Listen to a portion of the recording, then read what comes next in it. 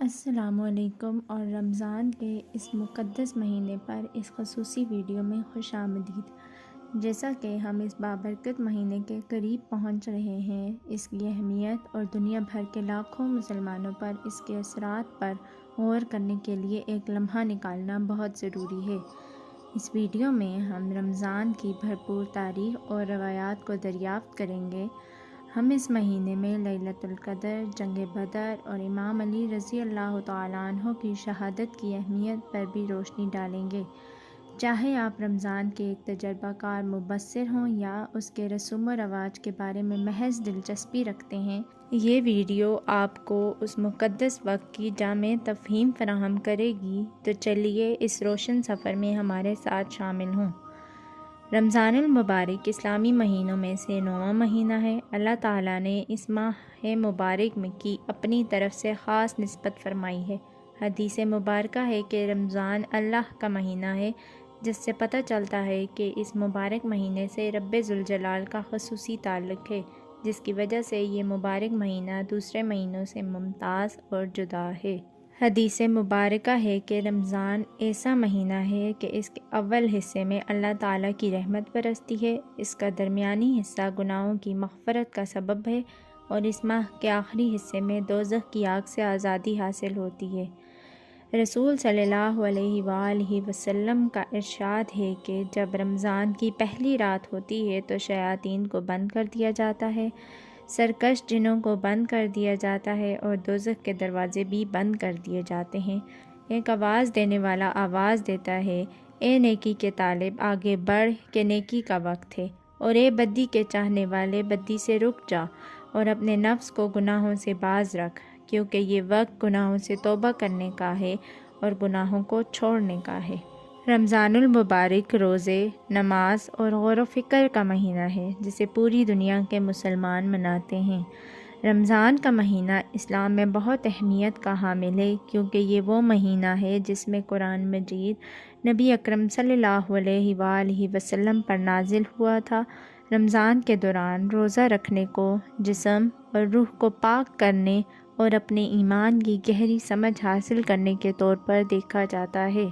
رمضان المبارک کی اہم عبادات میں سے ایک روزہ ہے۔ رمضان کے دوران مسلمان طلوع فجر سے غروب آفتاب تک روزہ رکھتے ہیں، جس کا مطلب ہے کہ وہ دن کی روشنی کے اوقات میں کھانے پینے سے پرہیز کرتے ہیں۔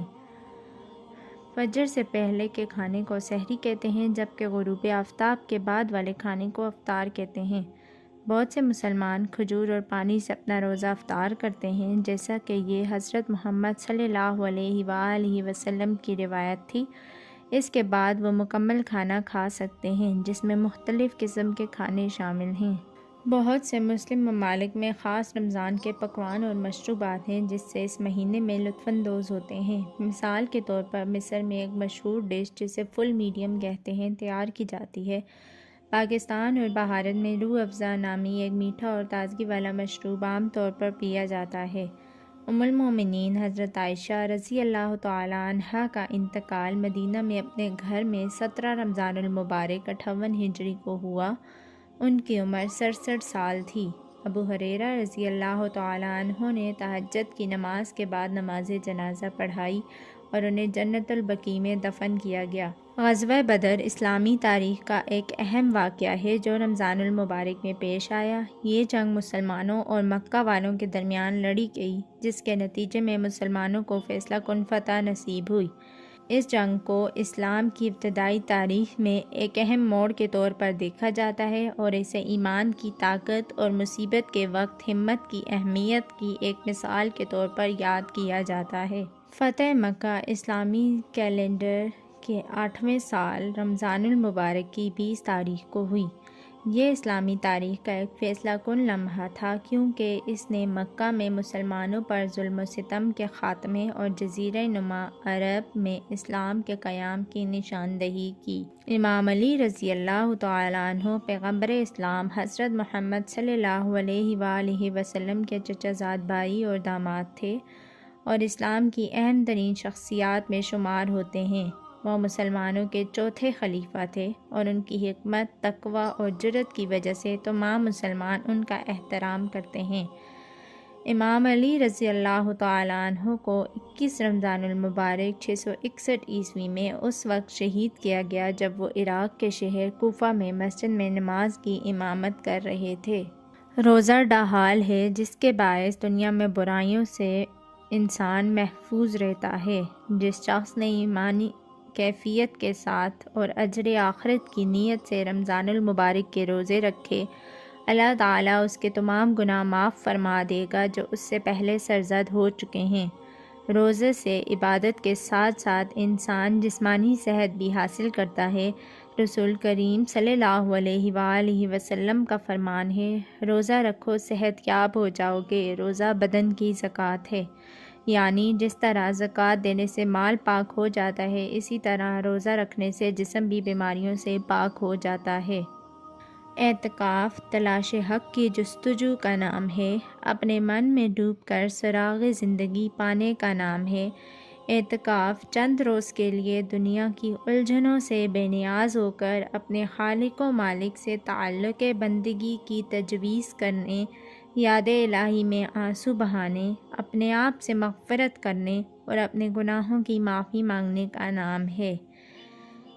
اسلام میں تمام عبادات کا مقصد اس خدائے لا شریک کی بندگی ہے جس نے اس کائنات کے رنگ و بو کو پیدا کیا۔ رمضان المبارک کے آخری عشرے میں ہزاروں کی تعداد میں لوگ اعتکاف میں بیٹھتے ہیں۔ رمضان کا آخری عشرہ دوزخ کی آگ سے نجات کا عشرہ ہے۔ لیلۃ القدر بھی اسی عشرے میں آتی ہے۔ 27ویں رمضان المبارک کا عظیم الشان روحانی اجتماع بھی اسی عشرے میں ہوتا ہے۔ یہ وہ رات ہے جب قرآن کریم نبی کریم صلی اللہ علیہ وآلہ وسلم پر مکمل طور پر نازل ہوا۔ لوگ ساری رات جاگتے ہیں، شب کے پچھلے پہر یاد الہی میں چراغ روشن کرتے ہیں، تہجد کے لیے مصلوں پر کھڑے ہوتے ہیں۔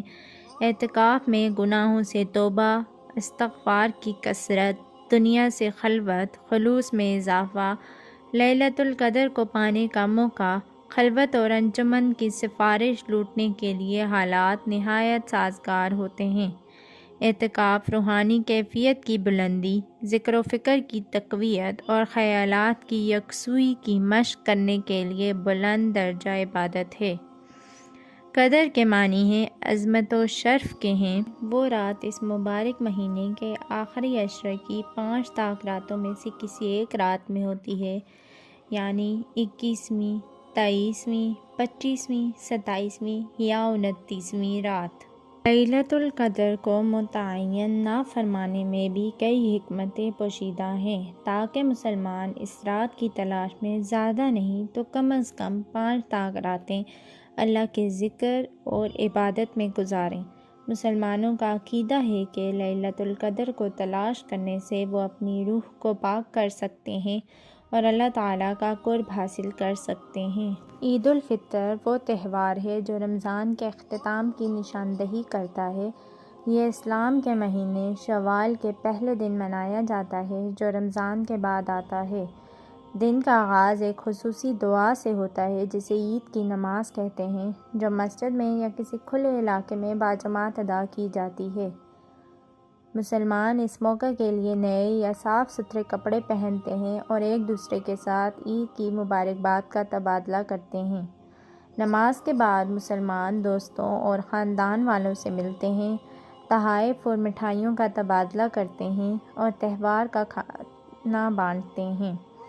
بہت سی کمیونٹیز عید کے تہواروں کا بھی انتظام کرتی ہیں جن میں بچوں کے کھیل اور دیگر سرگرمیاں شامل ہیں۔ عید الفطر خوشی اور جشن کا وقت ہے۔ یہ اسلام کی شکر گزاری، سخاوت اور برادری کی اہمیت کی یاد دہانی کا کام کرتا ہے۔ یہ ویڈیو رمضان کے مقدس مہینے پر ختم ہوتی ہے۔ ہم امید کرتے ہیں کہ آپ کو یہ ویڈیو معلوماتی اور پرلطف لگی۔ رمضان روحانی عکاسی، برادری اور دینے کا وقت ہے۔ یہ روح کی پرورش اور اپنے خالق کے ساتھ مضبوط تعلق قائم کرنے کا وقت ہے۔ جب ہم اس بابرکت مہینے کو منانے کی تیاری کرتے ہیں تو آئیے اپنے ارد گرد کے لوگوں کے ساتھ مہربانی، صبر اور خیرات کو یاد رکھیں۔ اللہ کرے یہ رمضان ہم سب کے لیے امن، خوشیاں اور برکتیں لے کر آئے اور ہم اس سے خود کے بہترین ویرینٹ بن کر نکلیں۔ دیکھنے کے لیے آپ کا شکریہ، اور اس طرح کی مزید ویڈیوز کے لیے ہمارے چینل کو سبسکرائب کرنا نہ بھولیں۔ رمضان مبارک۔